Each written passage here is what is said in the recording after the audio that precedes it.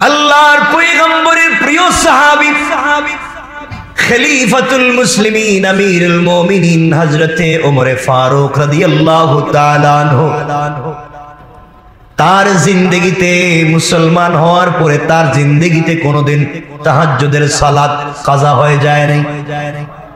আল্লাহু আকবার বলেন। তারাও ছিলেন মানুষ, আমরাও মানুষ। তারা জিন্দেগিতে কত কষ্ট করেছেন, খাবার নাই, থাকবার ঘর নাই, পরবার মতো কাপড় নাই, দিন রাত যুদ্ধের ময়দানে কাটাইয়া দিয়েছে। এই মানুষগুলাকেও শয়তান ধোঁকা দিতে পারে নাই।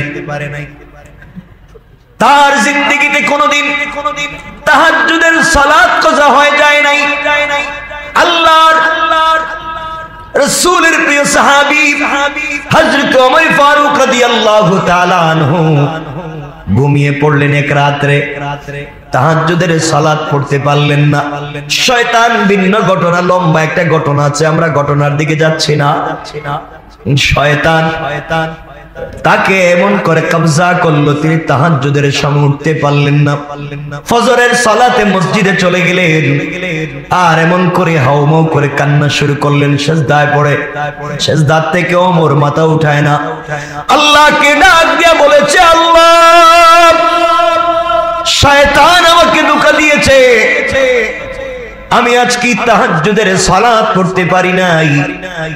মুসলমান হওয়ার পরে তোমার কাছে হিসাব যখন দেওয়া হবে কিয়ামতের ময়দানে, আল্লাহ, আমার যদি এমন একটা রাত যায় যেই রাত্র তাহাজ্জুদ শূন্য ছিল, আমি রাসূলের কাছে কেমনে মুখ দেখাবো? ও মুসলমান বন্ধুগণ, তারা এক রাত্র তাহাজ্জুদ ছুটে যায়, রাত খালি হয়ে যায়, আল্লাহর রাসূলের সামনে কেমনে মুখ দেখাবেন তা নিয়ে লজ্জা পায়। আর তোমার আমার আমলনামায় একটা রাত্রেও তাহাজ্জুদের নামাজ নাই। যেই বেচারা রমজান পাওয়ার পরেও রমজানের রাত্রে তাহাজ্জুদের সালাত পড়তে পারলো না, মনে করবেন এর পিছনে কিন্তু টাটকা শয়তান লেগে আছে। কথা বলেন না কেন? কেন রে বাবা তুমি নামাজ পড়তে পারলে না? এত সুযোগ দেওয়া হলো। আল্লাহ বললেন, গোলাম রে, তোর জন্য 8টা জান্নাতের দরওয়াজা খুলে দিলাম, জাহান্নামের দরওয়াজা বন্ধ করে দিলাম, শয়তান রে শিকল লাগাইয়া দিলাম। এত কিছুর পরেও তুই তাহাজ্জুদের নামাজে উঠলে না। শয়তান রে দোষ দিয়া লাভ নাই যে শয়তান তোরে ঘুম পড়াইয়া রাখছে, শয়তান রে তো আমি শিকল দিয়া বেঁধে রাখছি, এরপরেও কেন তুই আজকে উঠলে না? পুরা 11 মাস তুই আমাকে বলছিস, আল্লাহ, তাহাজ্জুদের সালাত আমি পড়তে পারি নাই, আল্লাহ, 5 ওয়াক্ত নামাজ আমি ঠিক মতো পড়তে পারি নাই, ভালো ভালো আমল করতে পারি নাই। তুমি আমাকে বলেছো শয়তান ধোঁকা দিয়েছে, শয়তান তোমাকে নাফরমানি করিয়েছে, এই জন্য তুমি নেক আমল করতে পারো নাই। আমি আল্লাহ বুঝতে পেরেছি আমার বান্দারা পুরা 11 মাস শয়তানের ধোঁকায় পড়ে নেক আমল করতে পারলো না। এই জন্য আমি আল্লাহ সিদ্ধান্ত নিয়েছি রমজানে জাহান্নামের দরওয়াজা বন্ধ করে রাখবো। যেই শয়তান 11 মাস আমার বান্দাকে ধোঁকা দিয়েছে, ওই শয়তানকেও শিকল দিয়ে বেঁধে রাখবো। এরপরেও দেখি না আমার বান্দা একটা মাস আমার কদমে আসে কিনা। ও গোলাম, শয়তানকে শিকল দিয়ে বেঁধে রাখবার পরেও তুমি রমজানের রোজা ঠিক মতো রাখতে পারলে না, 5 ওয়াক্ত সালাত পড়তে পারলে না, তাহাজ্জুদের সালাতে রাত্র বেলা দাঁড়াতে পারলে না। বুঝতে পেরেছি শয়তান রে দোষ দিয়া লাভ নাই। আসলে আমি আল্লাহ বুঝতে পেরেছি তুমি হয়ে গেছো একটা শয়তান, ঠিক কিনা? তুমি সারা 11 মাস আমাকে বলেছো, আল্লাহ, শয়তানের কারণে রোজা রাখতে পারি নাই, শয়তানের কারণে তাহাজ্জুদ পড়তে পারি নাই, শয়তানের কারণে ভালো কাজ করতে পারে নাই। ও আল্লাহর গোলাম, আল্লাহ বলছেন রমজানে তো সব বন্ধ করলাম, এখন তোরে ধোঁকা দিল কে? কথা বলেন না কেন? এখন তোমাকে ধোঁকা দিয়েছে কে? কারণ রমজানে তো শিকল বন্দি শয়তান, রমজানে জাহান্নামের দরওয়াজা বন্ধ, এরপর তোমাকে ধোঁকা দিল কে? বুঝতে পেরেছি আসলে তুমি নিজেকেই ধোঁকা দিচ্ছ। হযরত ওমর ফারুক রাদিয়াল্লাহু তাআলা আনহু ফজরের তাহাজ্জুদের সালাত পড়তে পারলেন না। ফরজ নামাজের কথা বলছি না, তাহাজ্জুদের সালাত কিয়ামুল লাইলের কথা বলছি। হযরত ওমর সিজদায় পড়ে সারাদিন কান্না করলেন, এত এত কান্না করলেন, রোজা রেখে ফেললেন, সিজদায় পড়ে বলছেন, আল্লাহ আমি ওমরকে কিয়ামতের দিনে আমলনামা যখন পেশ করা হবে, যদি দেখা যায় একটা রাত্র তাহাজ্জুদের সালাত পড়ি নাই, আর আরেকজন গোলাম যদি ওই রাতে তাহাজ্জুদের সালাত পড়ে, আমি উমরের চাইতে তার দাম বেশি। আয় আল্লাহ, কিয়ামতের দিন আমি বিপদগ্রস্ত হতে চাই না। আমি শয়তান ধোঁকা দিয়েছে, আজ আমি আর মাথা উঠাবো না। সারাদিন কান্না করলেন। আল্লাহ রাব্বুল ইজ্জত ওয়াল জালাল হযরতে ওমর ফারুক রাদিয়াল্লাহু তাআলা আনহু কান্নাকে এতটুকুন কবুল করে ফেললেন। পরের রজনীতে হযরতে ওমর ফারুক ইশার সালাত পড়ে ঘুমিয়ে পড়লেন। কিছুক্ষণ ঘুমানোর পরে দেখা যায় হযরতে ওমরকে কে যেন ডাকতেছে, হাউমাউ করে কাঁদতেছে আর ডাকতেছে।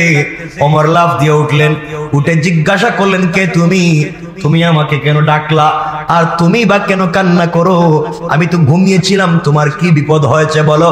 আগন্তুক লোকটা বলতেছে, ওমর রে, আমি দুনিয়ার সাধারণ মানুষ না, আমি হলাম শয়তান।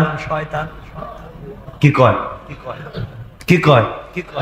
শয়তান, তুমি আমার ডাকতেছো আর কাঁদতেছো, তোমার পায়ে ধরে তাড়াতাড়ি উঠো। ওমর কো, শয়তান আমার পায়ে ধরে তাড়াতাড়ি উঠো, এমন কাম তো করার কথা না। আমি উঠবো কেন? ভাই এই যে ওযুর পানি আনছি, ওযুটা করো। আর জোরে বলেন আল্লাহ। ওমর বলে, আমি ওযু করব, তুমি পানি আনছো কেন? ভাই তাড়াতাড়ি তাহাজ্জুদের নামাজটা পড়েন, দেরি কইরেন না। কেন? শোনো, আমার জিন্দেগিতে এত বড় ভুল হবে আমি শয়তানে জানতাম না। তুমি যে কালকে তোমার আমি কত ফুসলাইয়া ফাসলাইয়া তাহাজ্জুদের নামাজ পড়তে দিলাম না, তুমি তাহাজ্জুদের নামাজ পড়ে নাই। কিন্তু দিনে যে তুমি তওবা করছো, একদিনের তওবায় 1000 রাত্রে তাহাজ্জুদের সওয়াব আল্লাহ দিয়েছে।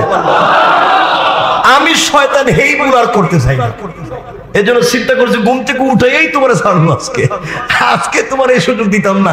একদিন নামাজ না পড়ে 1000 মাসের সওয়াব, 1000 রাত্রের তাহাজ্জুদের সওয়াব পাইবা, এই সুযোগ আর নাই। আমি আইসা রাতের দরজা দাঁড়ায় রইছি, তোমার উঠাইয়া দিব। আল্লাহু আকবার বললেন না? আপনি লাইনে চলে আসেন, শয়তান আপনারে খুঁজবো, উঠাইয়া দেওয়ার জন্য খুঁজতেছে। চিন্তা করলেন নি? তাদের এক রাত ছুটে গিয়েছে। শয়তান বুঝতেছে এরা কি পর্যায়ে তাওবার ইবাদত করতে পারে। আল্লাহু আকবার। আমরা পারলাম না, পারবো তো ইনশাআল্লাহ? বলেন না ইনশাআল্লাহ? আমার বন্ধুগণ, কথাগুলো দিল দিয়ে শোনেন। তাইলে বলতে চাইলাম, আল্লাহর রাসূল সাল্লাল্লাহু আলাইহি ওয়াসাল্লাম বলে দিয়েছেন, 5 নাম্বার রোজাদারের পুরস্কার, রমজানের শেষে শেষ রাতে রোজাদারের গুনাহকে মাফ করে দেওয়া হয়। শেষ রাত বলতে কোন রাত? কথা বলেন। ঈদের আগের রাত, রমজানের শেষ রাত, শাওয়ালের প্রথম রাত যেদিন হবে এর আগের রাত। এর আগের রাতে আপনারা কই থাকেন?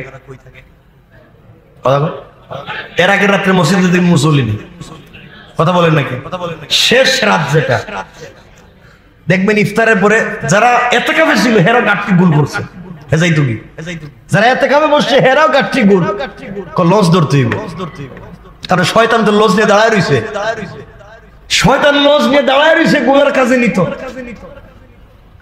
সবাই চলে যেতে চায় মসজিদ থেকে। আল্লাহর রাসূল সাল্লাল্লাহু আলাইহি ওয়াসাল্লাম বলেছেন, এই রাত্রে মাফ করে দেন। সাহাবায়ে কেরাম বলছেন, কিলা ইয়া রাসূলুল্লাহ আহিয়া লাইলাতুল কদর? ইয়া রাসূলুল্লাহ, এটা কি লাইলাতুল কদরের রাত, যেই রাত্রে সবাইকে মাফ করে দিবেন? রাসূল বলেন, কালা লা, না, লাইলাতুল কদরের রাত না। তখন তাহলে কি রাত? রাসূল সাল্লাল্লাহু আলাইহি ওয়াসাল্লাম বললেন, শ্রমিক কাজ শেষ করার পরে মজুরি যেই রাত্রে পায়, এই রাতের কথা বলছে। তাহলে শ্রমিক মজুরি পায় কোন দিন? যেদিন তার কাজ শেষ হয়। কোন দিন কাজ শেষ হয়? 30 তারিখ তার কাজ শেষ, ওর মজুরি পাওয়ার কথা না। এ রাত্রে আমরা কই? কেউ কেউ দাড়ি কাটার জন্য সেলুনে, দাড়ি কাটার জন্য কই?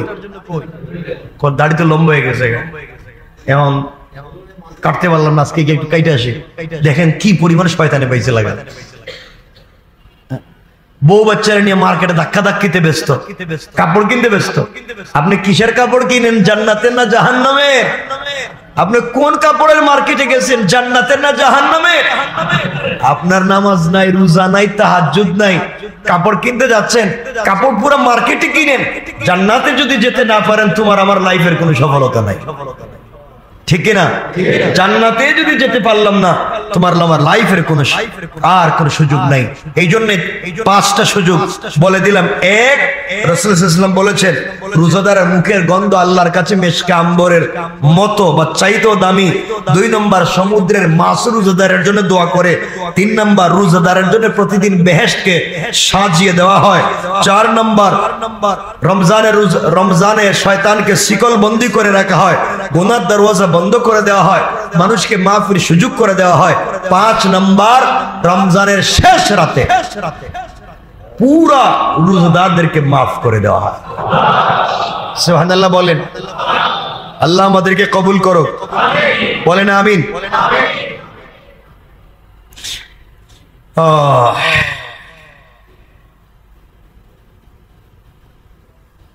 বুঝা গেল শয়তান আমাদেরকে ধোঁকা যাই দেয়, আমাদেরকে ধোঁকা দেয় আমাদের ভিতরে শয়তান নফস। কে দেয়? শয়তানকে যখন আল্লাহ জান্নাত থেকে বিতাড়িত করে দিয়েছিলেন, শয়তান যখন জান্নাত থেকে বের হয়ে গিয়েছিল, আল্লাহকে বলেছিল, ক্বালা ফাবিইজ্জাতিকা লাউগবিয়ান্নাহুম আজমাইন ইল্লা ইবাদাকা মিনহুমুল মুখলাসিন। শয়তান বলছিল, আল্লাহ তোমার জাতের কসম, শয়তান বলছে, আল্লাহ তোমার জাতের কসম, আমি তোমার সকল গোলামকেই গুনাহ করাইয়া ছাড়বো। কে বলছে? কে বলছে? শয়তান আল্লাহকে বলছে, তোমাকে চ্যালেঞ্জ, আমি তোমার সব বনি আদমকে গুনাহ করাবো। আল্লাহ বলেন, পারলে করাইস। গোলাম আমার 100 বছর গুনাহ করার পরেও যদি আমার কাছে ফিরে আসে, আমি মাফ করে দেব।